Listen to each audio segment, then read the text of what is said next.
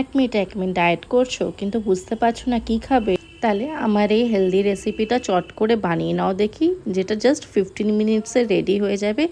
দেখে বুঝতে পারছো এটাতে কিন্তু সব রকম সবজি আছে আর পনিরও আছে। এটাতে চাইলে আপনারা চিকেনও দিতে পারেন। তা আমি এখানে ক্যাপসিকাম নিয়ে নিয়েছি, একটা কাঁচা লঙ্কা, পেঁয়াজ আর ব্রোকলি নিয়ে নিয়েছি। আপনারা চাইলে আপনাদের পছন্দের মতন সবজিও নিয়ে নিতে পারেন, যেমন গাজর, বাঁধাকপি, আরও অন্য সবজি। আর হ্যাঁ, মটরশুঁটিও আমি এখানে নিয়েছি। সর্বপ্রথমে একটা প্যান নিয়ে নিলাম। প্যানের মধ্যে আমি এখানে 1 চা চামচ ঘি নিয়েছি। আপনারা চাইলে বাটার বা সাদা তেল, সর্ষের তেলও নিতে পারেন। আমি ঘি নিয়েছি অল্প, ঠিক আছে। এখানে এবার সবজিটাকে ছেড়ে দিলাম।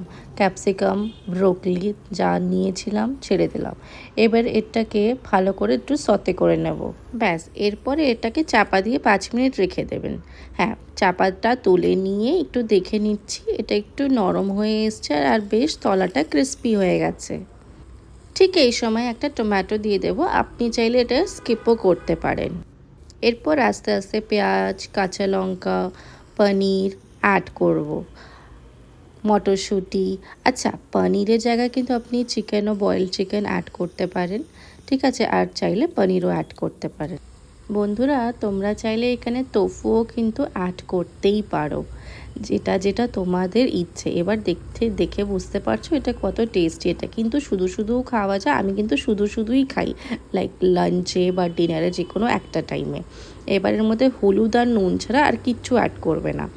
আচ্ছা, এই ভিডিওটা যদি লাইক করে দাও তাহলে আমি ভাববো যে আমার রেসিপিটা তোমাদের ভালো লেগেছে। আর যদি ডিসলাইক করতে চাও তাহলে সেটাও করতে পারো। টাটা।